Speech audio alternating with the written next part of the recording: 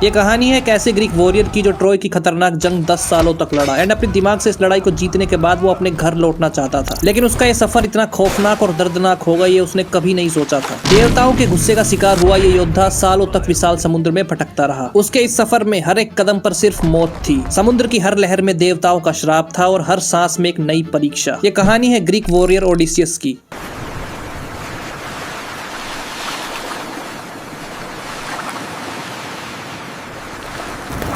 तो कहानी शुरू से शुरू करते हैं। इन सब की शुरुआत हुई थी ट्रोजन वॉर से। ग्रीक्स और ट्रोजन्स के बीच ये युद्ध 10 सालों तक चला। लड़ाई करने का रीजन हर बार की तरह एक खूबसूरत औरत थी। इस औरत के बारे में किसी और वीडियो में बात करेंगे, लेकिन फिलहाल ओडिसियस के बारे में बात करते हैं। ओडिसियस इथाका का राजा इस बैटल में ग्रीक लोगों की तरफ से लड़ा था। सालों से ये जंग चली, लेकिन एक दिन ग्रीक सेना ने ट्रोजन हॉर्स का यूज करके ट्रॉय को जला दिया। तब उनकी इस जंग में जीत हुई थी। ग्रीक्स को जीत दिलाने के बाद जंग में शामिल सभी वॉरियर्स सालों के बाद अपने घर के लिए रवाना होने वाले थे, जिनमें से ओडिसियस भी था जो अपने घर इथाका लौटना चाहता था। इतने सालों के बाद फाइनली वो अपने घर के लिए निकलने वाला था, इसलिए वो 12 बड़े जहाजों और कई ग्रीक सोल्जर्स के साथ ट्रॉय से अपने घर इथाका के लिए निकल पड़ता है। 2 दिन तक समुद्र में यात्रा करने के बाद उनके जहाज थ्रेस के एक शहर इस्मारस पहुंचते हैं। इस्मारस एक बहुत ही छोटा लेकिन समृद्ध देश था, लेकिन यहाँ के लोगों ने ट्रॉय की जंग में ओसिडियस के दुश्मनों को सपोर्ट किया था। इसलिए यहाँ पहुंचकर ओडिसियस ने सोचा कि क्यों ना इन लोगों की फाड़ के रख देते हैं। इनके शहर को लूटकर उनका बदला भी पूरा हो जाएगा एंड इन्हें कुछ लूट भी मिल जाएगी। ट्रॉय की जंग के बाद से वैसे भी ग्रीक योद्धा काफी ज्यादा थके हुए थे एंड वो थोड़ा और थकना चाहते थे। उन्हें हराम का खाना, सोना, चांदी और लड़कियां भी चाहिए थी अपने ऊपर। सो सबको ये आइडिया बेस्ट लगा और उन्होंने उन पर हल्ला बोल दिया। सिकोन्स के लोग इस हमले के लिए बिल्कुल भी प्रिपेयर्ड नहीं थे। सो ओडिसियस एंड गैंग उनको खोल के बजा देते हैं एंड वो इस लड़ाई को जीत भी जाते हैं। उसके लोग जितना माल लूट सकते थे उतना लूटने के बाद वो सभी अपने जहाज पर वापस आ जाते हैं, लेकिन वो सभी खाने पीने और लेने के चक्कर में रात को वहीं रुक जाते हैं एंड थक कर सो जाते हैं। लेकिन यहीं पे उनसे भारी मिस्टेक हो जाती है। रात के अंदर ही सिकोन्स के लोगों ने उनकी फील्डिंग सेट करने की प्लानिंग बना ली थी। उन्होंने रेवंस भेजकर बहुत से स्किल्ड घुड़सवार योद्धाओं को अपनी हेल्प के लिए बुला लिया था। ये स्किल्ड वॉरियर्स पास के पहाड़ी इलाकों में ही रहते थे और उनका मैसेज मिलने के बाद वो सभी सुबह होने से पहले वहां पहुंच भी गए। इन ट्रेंड वॉरियर्स ने ओडिसियस और उसके साथियों पर मॉर्निंग में ही हमला कर दिया, जिसमें ओडिसियस की लूट के साथ साथ उसके कई लोग भी मारे गए। ये लड़ाई सुबह से लेकर शाम तक चली एंड अब तक ओडिसियस को समझ में आ गया था कि लालच करने के चक्कर में उनकी फील्डिंग लग चुकी है। सो ओडिसियस और उसके लोग मौका देखकर अपनी जान बचाकर वहां से भग जाते हैं। 9 दिनों तक समुद्र में इधर उधर भटकने के बाद उन्हें फाइनली एक अनजान सा आइलैंड नजर आता है। यह था लोटस ईटर्स आइलैंड। इस आइलैंड पर आज तक जितने भी लोग आए वो सभी बावले हो चुके थे।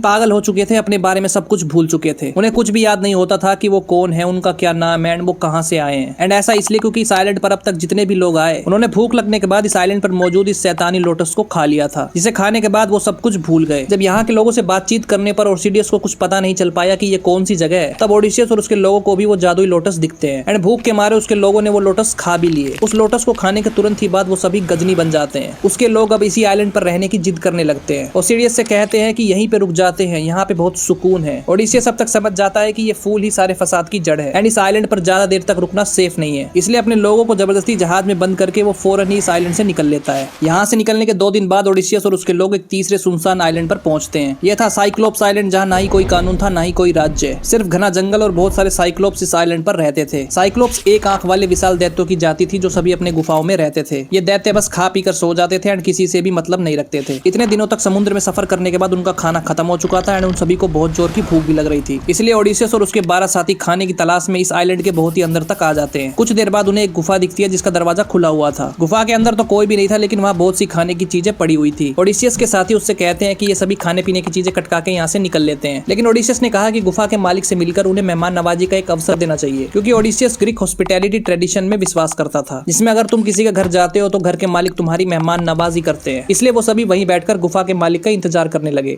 इस गुफा का मालिक पॉलीफेमस नाम का एक राक्षस था जो कि 12 फीट लंबा था एंड रात होते ही वो अपनी बकरियों के साथ अपनी गुफा के अंदर आता है और गुफा का दरवाजा अंदर से बंद कर देता है। ये पत्थर का दरवाजा इतना बड़ा एंड भारी था कि इसे सिर्फ एक साइक्लोप्स ही हिला सकता था। जैसे ही वो गुफा बंद करके थोड़ा अंदर आता है तो देखता है कि कुछ अजनबी लोग उसके घर में पड़े हुए हैं। उन्हें देखकर वो चौंकता नहीं है बल्कि खुश हो जाता है। ओडिसियस उससे पोलाइटली कहता है कि हम सब अपने घर जा रहे थे एंड तूफान की वजह से अपना रास्ता भटक गए हैं, क्या आप हमें थोड़ा सा खाना और मेहमान नवाजी देंगे? पॉलीफेमस जोर से हंसा और बोला जरूर देंगे एंड इतना बोलते के साथ ही उसने उसके 2 लोगों को पकड़ पकड़ के पत्थर पे दे मारा और उन्हें जिंदा ही खा गया। उसने गुफा का दरवाजा भी बंद कर दिया था। सो ओसिडियस और उसके लोग अब गुफा के अंदर ही फंस चुके थे। लेकिन पॉलीफेमस का तो 6 दिन का खाना अपने आप चल के उसके पास आ गया था। सो वो उन 2 लोगों को खाने के बाद बिंदास सो जाता है। इसके अगले दिन वो फिर से 2 लोगों को खा जाता है एंड उसके अगले दिन फिर से 2 लोगों को। वो उनकी कुछ सुनता ही नहीं है, बस खा पी के सो जाता है। ओडिसियस समझ चुका था कि अगर ऐसा ही चलता रहा तो उनका भी चिकन डिनर हो सकता है। सो उसने एक प्लान बनाया। उसके पास एक बहुत ही नायाब शराब थी जो उसे स्मारस के एक प्राइस ने दी थी। ये शराब बहुत ही ज्यादा स्ट्रॉन्ग थी। ओडिसियस ने गुफा में घुसने से पहले ये वाइन अपने साथ ले ली थी। उसने सोचा कि अगर किसी अजनबी के घर जा रहे हैं तो मेहमान नवाजी और गिफ्ट के लिए अपने साथ कुछ ले जाना चाहिए। लेकिन अब इस गिफ्ट को वो एक हथियार की तरह यूज करने वाला था। जब ओडिसियस ने पॉलीफेमस को वो वाइन ऑफर की और कहा कि ये हमसे भी ज्यादा टेस्टी है, तो पॉलीफेमस उस वाइन को एक ही सांस में गटक जाता है। वाइन पीकर उसने ओडिसियस से बोला कि ये तो अमृत है, मुझे और चाहिए। पॉलीफेमस ने ओडिसियस से उसका नाम पूछा तो उसने कहा कि मेरा नाम कोई नहीं है। गलत नाम बताना भी ओडिसियस का ही प्लान था। नशा चढ़ने के कुछ देर बाद पॉलीफेमस बेहोश हो जाता है एंड इसी टाइम पे ओडिसियस और उसके लोगों को मौका मिल जाता है। ओडिसियस और उसके लोग मिलकर एक लकड़ी को पैना करके उससे पॉलीफेमस की आंख फोड़ देते हैं।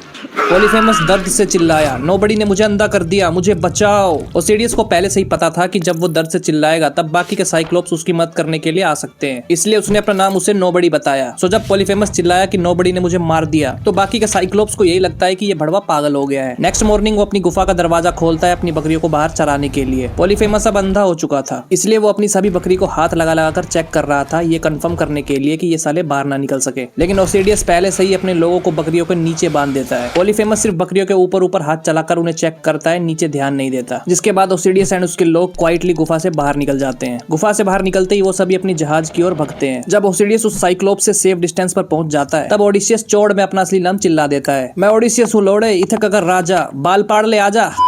पॉलीफेमस पोसाइडन का बेटा था, ये बात ओडिसियस को नहीं पता था। अपनी आंख फूटने और अपनी बेइज्जती करवाने के बाद पॉलीफेमस अपने पिता पोसाइडन को याद करता है एंड अपने पिताजी से रिक्वेस्ट करता है कि इस ओडिसियस को कभी भी अपने घर पहुंचने मत देना, ये अपनी पूरी जिंदगी इसी विशाल समुद्र में ही भटकता रहे। अपने बेटे की ऐसी हालत देखकर गुस्से में पोसाइडन ओडिसियस को श्राप दे देता है कि आ रहा हूं बेटा, आ रहा हूं, कसम ज्यूस की तेरे को कुत्ता नहीं बनाया ना।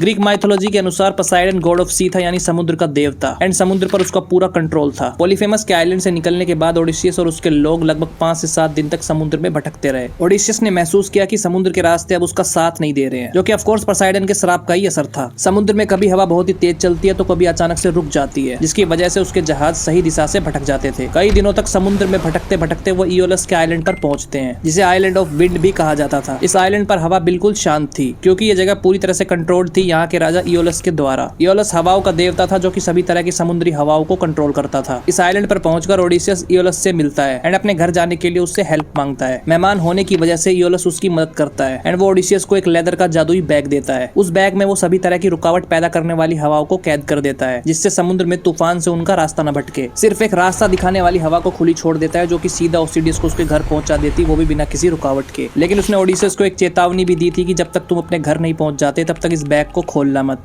इयोलस का वो बैग लेकर ओडिसियस वापस अपने घर के लिए निकल पड़ता है। उसने अपने साथियों को इस बैग के बारे में कुछ भी नहीं बताया एंड किसी को भी उस बैग को छूने तक नहीं देता था, क्योंकि उसे डर था कि कहीं ये लोग क्यूरियोसिटी में इस बैग को खोल ना दे। 9 दिन तक उसका जहाज बिल्कुल सही दिशा में तेजी से आगे बढ़ता रहा। वो लोग बिना किसी रुकावट के इथाका के काफी करीब पहुंच जाते हैं एंड जब उसका राज्य कुछ ही घंटों की दूरी पर होता है तो ओडिसियस रिलैक्स हो जाता है एंड थकान के कारण सो जाता है। लेकिन जहाज में मौजूद उसके कुछ योद्धा आपस में बातें बनाने लगते हैं कि इस बैग में जरूर कोई कीमती चीज होगी, सोना या फिर कोई नायाब हीरा, जिसे ओडिसियस हमसे छुपा रहा है। इसलिए ओडिसियस के सोने के बाद वो सभी मिलकर उस बैग को खोल देते हैं। इयोलस के द्वारा सारी रुकावट पैदा करने वाली हवाएं आजाद हो जाती हैं, जिसके बाद समुद्र में एक बड़ा विनाशकारी तूफान आता है, जिसके बाद उन सभी के जहाज एक ही झटके में वापस उसी आइलैंड पर पहुंच जाते हैं जहां से उन्होंने शुरुआत की थी। अपने घर के इतनी पास आने के बाद ओडिसियस फिर से वापस वहीं आ जाता है जहां से शुरू किया था। ओडिसियस वापस इयोलस के पास जाता है और घुटनों पर बैठकर उससे फिर से मदद मांगता है, लेकिन इस बार इयोलस उससे कहता है कि तुम पर देवताओं का श्राप है, तुम्हारे रास्ते को अब मैं नहीं बदल सकता, एंड वो उन्हें अपने राज्य से भी निकलवा देता है। इस मोमेंट पे ओडिसियस का दिमाग ऑलमोस्ट सटक जाता है। उसका मन तो कर रहा था कि जिन्होंने उसका बैग खोला उन्हें खोल के बजा दूं, लेकिन अभी उनका सफर बहुत ही ज्यादा लंबा था। 9 दिन तक समुद्र में भटकने के बाद 10वें दिन वो लेस्ट्रिगोनियंस के आइलैंड टेलीफाइलस पहुंचते हैं, जहां इंसानों जैसे दिखने वाले 20 फुट लंबे बड़े बड़े राक्षस रहते थे। इन्होंने ओडिसियस के लोगों को देखते ही उन पर हमला कर दिया, बड़े बड़े पत्थर उनकी जहाजों पर फेंकना शुरू कर दिया, जिससे उनकी ऑलमोस्ट सभी जहाजें टूट जाती है एंड उनके बहुत से लोगों को तो वो जिंदा ही चबा जाते हैं। ओडिसियस के 600 से भी ज्यादा लोगों को इन जायंट्स ने कच्चा ही खा लिया था। उनके सभी जहाज टूट जाते हैं, सिर्फ ओडिसियस की शिप बची रहती है, क्योंकि उसने अपने जहाज को आइलैंड से थोड़ी दूर पर रखा था। ओडिसियस अपने बचे कुछ लोगों के साथ अपने जहाज पर बैठकर फौरन ही वहां से भाग लेता है। एट दिस पॉइंट ओडिसियस की ऑलमोस्ट फट चुकी थी। उसके पास अब एक ही शिप एंड कुछ ही लोग बचे थे। 2 दिन तक समुद्र पे भटकने के बाद उन्हें एक और खूबसूरत आइलैंड दिखता है। ये एइया आइलैंड था, जहाँ पर एक जादूगरनी सर्क का राज चलता था। सर्स एक सोर्सरस थी एंड एक बड़े से पैलेस में रहती थी, एक पावरफुल एन्चेंट्रेस जो कि जादुई पोशंस वगैरह बनाती थी। ओडिसियस अपने बचे हुए लोगों के साथ इस आइलैंड पर उतरता है ताकि उन्हें कुछ मदद और खाने के लिए मिल जाए। एंड वो अपने लोगों से कहता है कि जाके पता करो कि यहाँ का मालिक कौन है। उसके लोग सर्स के पैलेस पहुंचते हैं एंड खूबसूरत औरत को अकेला देखकर सभी के मुंह में पानी आ जाता है। सर्स उन सबकी अच्छे से खातिरदारी करती है, उन्हें खाने के लिए खाना और पीने के लिए वाइन देती है। जैसे ही ओडिसियस के लोग वाइन पीते हैं, सर्स के पोषण की वजह से वो सभी लोग पिग्स बन जाते हैं। लेकिन उनमें से एक योद्धा किसी तरह अपनी जान बचाकर वहां से भाग जाता है। वो जाकर ओसिडियस को सब कुछ बताता है, जिसके बाद ओडिसियस का दिमाग सटक जाता है एंड वो उसको ठोकने के लिए उसके महल की ओर निकल पड़ता है। इधर माउंट ओलंपस में, जहाँ ज्यूस और बाकी सभी देवता रहते थे, पोसाइडन को छोड़कर बाकी सभी देवता चाहते थे कि ओसिडियस अपने घर पहुंच जाए। खास तौर पर अथीना, जो कि ओसिडियस को बहुत ज्यादा मानती थी एंड हर वक्त उसकी मदद के लिए तैयार रहती थी। एंड क्योंकि उसको पता था कि ओसिडियस सर्स से नहीं जीत सकता, इसलिए उसने ज्यूस से ओडिसियस की हेल्प करने को कहा। इसीलिए सर्स के महल जाते वक्त ओडिसियस को रास्ते में ही गॉड हर्मीस मिलते हैं, जो कि ग्रीक माइथोलॉजी में हमारे नारद मुनि जैसा काम करते हैं। वो एक मैसेंजर थे जो कि ज्यूस का मैसेज आम इंसानों तक पहुंचाते थे। हर्मीस ओडिसियस को वार्न करता है कि सर्स बहुत ही ज्यादा खतरनाक है एंड अगर तुम्हें उससे बचना है तो इस जड़ी बूटी को खा लेना। इसे खाने के बाद उसका जादू तुम पर नहीं चलेगा। एंड ऐसा ही होता है, सर्स का जादू उस पर काम नहीं करता एंड ओडिसियस उस विच का स्विच ऑफ कर देता है। ओडिसियस अपनी तलवार से उसे काटने वाला होता है, तभी सर्स उससे रिक्वेस्ट करती है कि प्लीज मुझे छोड़ दीजिए मालिक,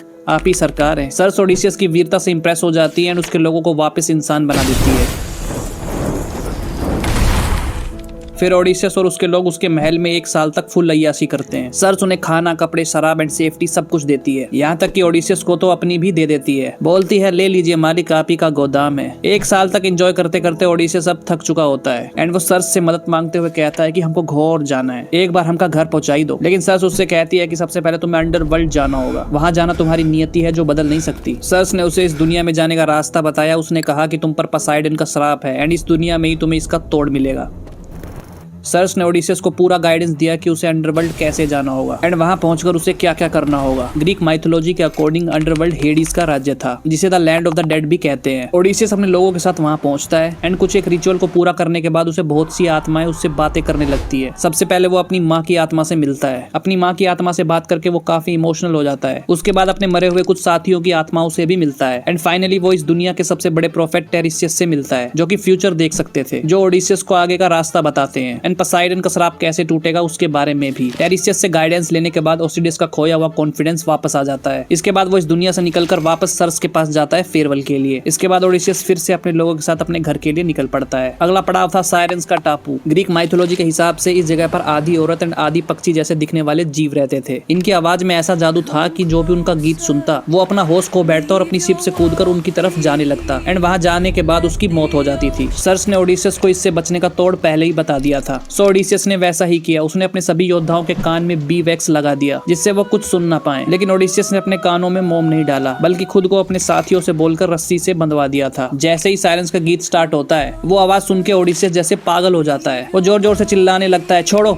छोड़ो, मुझे जाना है, ये सच है, मुझे उनसे मिलना है। लेकिन रस्सी से बंधा होने की वजह से वो सिर्फ जमीन पर फड़फड़ाता रहता है। थोड़ी देर में वो सभी इस जगह से बचकर निकल जाते हैं। साइरेंस से बचने के बाद ओडिसियस एंड गैंग 1 दिन के ट्रेवल के बाद नैरो सी में एंटर करते हैं। यहाँ 6 सर और 12 पैर वाली मॉन्स्टर सिला एंड एक जायंट सी क्रिएचर कैरिब्डिस उनके रास्ते के बीच में खड़े थे। उन्हें दोनों में से किसी एक का सामना करके आगे बढ़ना था, क्योंकि पीछे तो वो हट नहीं सकते थे। इसलिए ओडिसियस ने सर्स की सलाह के हिसाब से कैरिब्डिस से दूर रहकर सिला के पास से निकलने का रिस्क लिया, क्योंकि अगर वो कैरिब्डिस से होकर जाते तो वो जायंट सी क्रिएचर पूरा जहाज ही खा जाता और शायद सभी लोग मारे जाते। जब उसका जहाज सिला के पास से गुजर रहा था, तभी सिला ने ओडिसियस के 6 लोगों को अपने मुंह से उठा लिया और उन्हें चबाने लगी। ओडिसियस के पास यही टाइम था बच निकलने का। जितने उनका नंबर आता वो पूरी रफ्तार से वहां से भाग गए। हालांकि उनके 6 लोग शहीद हो गए। यहाँ से बचने के बाद ओडिसियस का जहाज थ्रिंसिया के आइलैंड पर रुकता है। इस आइलैंड पर हीलियोस की पवित्र गायें रहती थी। इन गायों को छूना भी पाप था। टेरिसियस और सर्स दोनों ने ही ओडिसियस को वार्निंग दे रखी थी कि उन गायों को गलती से भी कोई नुकसान नहीं पहुंचना चाहिए। इस आइलैंड पर पहुंचने के बाद ओडिसियस ने अपने लोगों को अच्छे से समझा दिया था कि चाहे कुछ भी हो जाए, इन गायों को छूना भी मत, नहीं तो वाट लग सकती है। वो लोग कई दिनों तक इस आइलैंड पर रुके रहे, आगे बढ़ नहीं सकते थे क्योंकि मौसम बहुत ही ज्यादा खराब था। इसलिए ओडिसियस ज्यूस से प्रार्थना करता है कि वो मौसम को जल्द से जल्द ठीक करे ताकि वो आगे बढ़ सके। कुछ दिनों के बाद सर्स का दिया हुआ खाना भी खत्म हो जाता है, सो वो मछलियां पकड़ के कुछ दिनों तक गुजारा करते हैं। एक दिन ओडिसियस ज्यूस से प्रार्थना करने के बाद वापस आया और थक कर सो गया। तभी उसके साथी आपस में बातें करने लगे कि भूख से मरने से तो अच्छा है कि हम लोग शराब से मर जाएं। वो लोग अपनी भूख को बर्दाश्त नहीं कर पाए, सो इसलिए उन्होंने उन गायों को मार दिया एंड उन्हें पकाकर खा गए। उन गायों के मरने के बाद हीलियोस काफी गुस्सा हो जाते हैं एंड गुस्से में ज्यूस से कहते हैं कि अगर तुमने मेरी गायों के हथियारों को सजा नहीं दी तो मैं अंडरवर्ल्ड में समा जाऊंगा और अपनी रोशनी का दान दुनिया को देना बंद कर दूंगा। उन गायों को खाने की खबर सुनकर ओडिसियस समझ जाता है कि अब किसी भी पल उनके लगने वाले हैं, इसलिए वो सभी जितना जल्दी हो सके उस आइलैंड से भाग निकलते हैं। हीलियोस की धमकी के बाद मजबूर होकर ज्यूस समुद्र में मौजूद ओडिसियस के जहाज पर अपने थंडरबोल्ट से वार करता है, जिससे ओडिसियस के जहाज के टुकड़े टुकड़े हो जाते हैं और उसके बचे हुए सभी लोग भी मारे जाते हैं। ज्यूस के लाइटनिंग बोल्ट के वार से ओडिसियस भी ऑलमोस्ट अधमरा हो जाता है एंड जहाज के टुकड़े होने की वजह से वो एक बड़े से लकड़ी के फट्टे पे जाके गिरता है एंड बेहोश हो जाता है। ज्यूस के विनाशकारी हमले के बाद ओडिसियस सिर्फ अकेला बचता है। वो बीच समुद्र में लकड़ी के फट्टे पर कई दिनों तक बेहोश पड़ा रहा। समुद्र की लहरें उसे कहां लेके जा रही थी उसे कोई आइडिया नहीं था। 9 दिनों तक बिना खाए पिए वो ऐसे ही पड़ा रहा, लेकिन 10वें दिन पानी का बहाव उसे एक आइलैंड पर फेंक देता है। ये था ओगिजिया आइलैंड, जहाँ पर गॉडेस कैलिप्सो रहती थी। वो इमोर्टल थी और इस पूरे आइलैंड पर अकेली ही रहती थी। एक दिन उसने समुद्र के किनारे बेहोश ओडिसियस को देखा। ओडिसियस को देखते ही उसे उससे प्यार हो गया। वो उसे उठाकर अपने घर ले गई और अपने जादू से उसे ठीक कर दिया। उसने ओडिसियस से कहा कि मैं तुम्हें अमर बना दूंगी, तुम हमेशा के लिए यहाँ पर मेरे साथ ही रुक जाओ। ओडिसियस जो कि अंदर से टूटा हुआ था, उसने कहा कि मुझे कोई इमोर्टल नहीं होने का है, मुझे सिर्फ मेरे घर जाना है, मेरी बीवी और मेरा बेटा मेरा इंतजार कर रहे होंगे। लेकिन क्योंकि कैलिप्सो उसे पसंद करने लगी थी, सो वो उसे जाने ही नहीं दे रही थी एंड ओडिसियस चाहता तो भी वहां से जा नहीं सकता था क्योंकि उसके पास ना शिप थी ना ही लोग, और कैलिप्सो के आइलैंड पर बिना कैलिप्सो की मर्जी के एक पत्ता तक नहीं हिलता था। 7 साल तक उसने ओडिसियस को अपने जादू से इसी आइलैंड पर रोक कर रखा। अब तक ओडिसियस का इमोशनल ब्रेकडाउन हो चुका था। इस टाइम तक ओडिसियस अपनी पूरी उम्मीद खो चुका था। गॉडेस अथीना जो हर बार ओडिसियस की मदद करती थी एंड इस बार जब उसने ओडिसियस को ऐसी हालत में देखा तो वो काफी ज्यादा गुस्सा हो गई। उसने ज्यूस से कहा कि क्या एक इंसान जो अपनी जिंदगी में सब कुछ हार चुका है, जो देवताओं का सम्मान करता है एंड उसने अपनी जिंदगी में कुछ भी गलत नहीं किया, जो सिर्फ अपने घर जाना चाहता है, क्या उसे इतनी बड़ी सजा मिलनी चाहिए? अथीना की बात मानकर ज्यूस ने फिर से हर्मीस को भेजा ओडिसियस की हेल्प करने के लिए। हर्मीस कैलिप्सो के आइलैंड पहुंचता है एंड उसने कैलिप्सो से रिक्वेस्ट की कि तुम उसे जाने दो, उसकी नियति उसे घर बुला रही है एंड सभी देवताओं की भी यही मर्जी है। शुरुआत में तो वो नहीं मानी, लेकिन देवताओं की मर्जी के आगे उसने अपना प्यार छोड़ दिया। जिसके बाद कैलिप्सो ने उसके लिए एक नया वुडन राफ्ट बनवाया। उसकी आगे की यात्रा के लिए उसे खाना और बहुत सी चीजें भी दी एंड एक आखिरी रात उसके साथ बिताने के बाद उसे रवाना कर दिया। ओडिसियस ने वहां से निकलकर 17 दिनों तक समुद्र में अकेले ही राफ्टिंग की, लेकिन तभी पोसाइडन ने उसे देखा और उसे जिंदा देखकर वो काफी शॉक हो गया, क्योंकि समुद्र उसे जितने भी खतरनाक आइलैंड्स पर ले गया था वो सिर्फ पोसाइडन के श्राप का ही असर था। इसलिए उसे जिंदा देखकर वो चौंक गया और फिर उसे पता चला कि ज्यूस और उसकी बहन अथीना दोनों ही उसे वापस इथाका भेजने का प्लान बना रहे हैं। तो वो और भी ज्यादा गुस्सा हो जाता है, जिसके बाद पोसाइडन का प्रकोप उस पर टूटता है। समुद्र में एक भयंकर तूफान आता है एंड ओडिसियस का राफ्ट पलट जाता है एंड वो डूबने लगता है। इतने में इनो जो कि समुद्र की देवी है वहां पे आती है एंड उसे बचाने के लिए एक मैजिकल स्कार्फ देती है, जिसे पहनकर वो डूबने से बच जाता है। ओडिसियस 3 दिनों तक उस मैजिकल स्कार्फ के सहारे समुद्र में तैरता रहता है और समुद्र की लहरों की वजह से चट्टानों से टकराकर वो बेहोश हो जाता है। इस बार वो फेसिया आइलैंड के तट पर पहुंचता है। वो इस आइलैंड के तट पर झाड़ियों में पड़ा होता है। वहां पर उसे राजा एल्किनोस की बेटी नौसिया मिलती है। नौसिका उसे देखते ही समझ जाती है कि ये कोई भिखारी नहीं बल्कि एक योद्धा है। फिर उसे राजा एल्किनस के दरबार में पेश किया जाता है। ओडिसियस राजा को ट्रॉय की जंग से लेकर अब तक का अपना पूरा सफर बताता है। पूरा दरबार उसकी कहानी सुनकर शॉक हो जाता है। जिसके बाद राजा एल्किनस उसकी मेहमान नवाजी करते हैं और उसकी मदद करने का वादा करते हैं। वो ओडिसियस के लिए एक शक्तिशाली और तेज चलने वाले जहाज तैयार करवाते हैं। जिसके बाद ओडिसियस उन तेज जहाजों में बैठकर अपने घर के लिए निकल पड़ता है। फेसियंस के पास डिवाइन लेवल टेक्नोलॉजी थी, जिसकी वजह से वो एक ही रात में ओडिसियस को इथाका पहुंचा देते हैं। जब उनका जहाज इथाका के किनारे पहुंचा उस टाइम पर ओडिसियस गहरी नींद में होता है, तो जहाज के कप्तान उसे बिना उठाए चुपचाप समुद्र के तट पर उतरवा देते हैं और उसका सामान और कुछ गिफ्ट्स भी वहां पर रख देते हैं और उसे बिना जगाए ही वापस लौट जाते हैं। ओडिसियस जब उठता है और अपने आसपास का नजारा देखता है तो वो अपने देश को पहचान भी नहीं पाता, क्योंकि इतने सालों में यहाँ सब कुछ बदल चुका था। फिर वो अपने महल जाता है और उसे पता लगता है कि उसका राज्य अब एक चोरों का अड्डा बन चुका है। बहुत से शूटर्स उसकी वाइफ से जबरदस्ती शादी करना चाहते थे ताकि वो उसका राज्य हथिया सके। ओडिसियस भेष बदलकर अपने महल में घुसता है, सब कुछ ऑब्जर्व करता है, अपने पुराने दोस्तों को अपने फेवर में लेता है एंड एक प्रॉपर प्लान बनाकर सभी शूटर्स को खत्म कर देता है। जब उसकी वाइफ ओडिसियस को पहली बार देखती है तो पहचान भी नहीं पाती, लेकिन कुछ देर बातें करने के बाद उसे कंफर्म हो जाता है कि ये तो मेरे ही सही है।